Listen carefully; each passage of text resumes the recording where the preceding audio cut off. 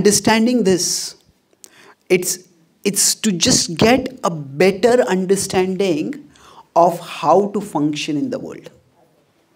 So broadly in the world, there are two worldviews. We could say there is broadly what is the Western worldview, and there is the Eastern worldview. Now the Western worldview is more karma-centered. That means that if I do actions, I will get the results. That idea, you are the maker of your destiny. If you work hard, you will succeed. And this worldview at a positive level has led to a lot of material development. Work hard and you will make things better. Now there is definitely truth to this. But the problem is that there will always be times when we work hard and don't get the desired results. And within a karma-centered worldview, there is no place for such people. If you didn't succeed, that means there's something wrong with you only. You should have worked and you should have succeeded. If you're not succeeded, there's something wrong with you. And not being able to accept that sometimes actions don't lead to results. And that doesn't necessarily mean something is intrinsically wrong with us. How do we process it? Not being able to process it leads to a lot of mental health issues. The mental health issues in specific can have many reasons. But underlying all mental health issues is an inability to accept reality. That is the common denominator. When there is depression, there is an inability to accept that bad things have happened to us. When there is anxiety, there is an inability to accept that we live in an uncertain world and things can go wrong. But that doesn't mean we have to live in constant fear that things will go wrong. So I'm not going into specifics of mental health issues over here. But we will see this irony in the Western world that although there is a lot of progress at the material level, that progress has not translated into happiness. We could say that when there is a karma-centered worldview, people end up being comfortably unhappy.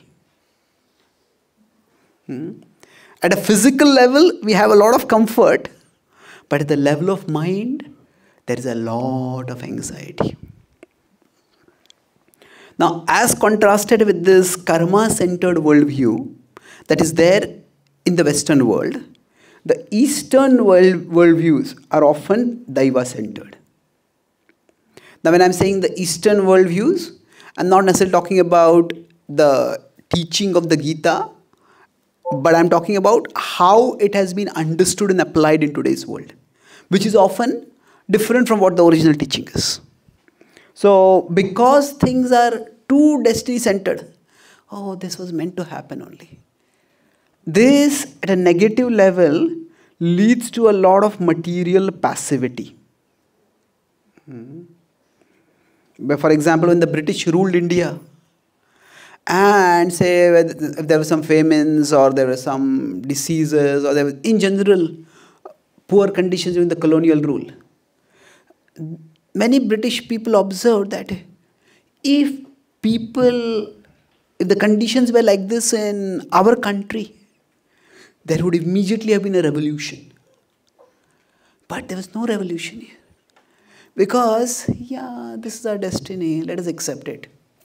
Now, is it that this was the thinking of all people? No, not necessarily. But over-acceptance of destiny or over-reliance on destiny, having a destiny-centered worldview, that leads to accepting of even unfair things, acceptance even of injustice, of atrocity. And that leads to a certain level of material passivity. However,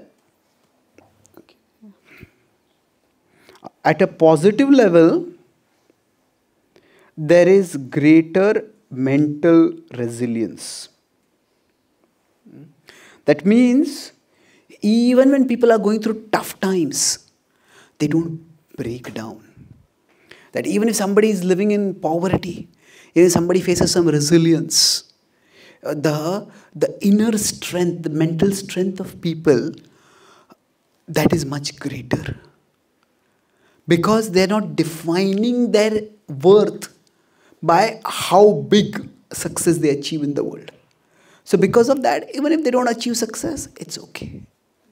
And we see even today, it's not that mental health problems are absent in the Eastern world, but compared to how much at a physical level there are discomforts, the mental health problems are not that much. And it's ironic that as people become more and more westernized,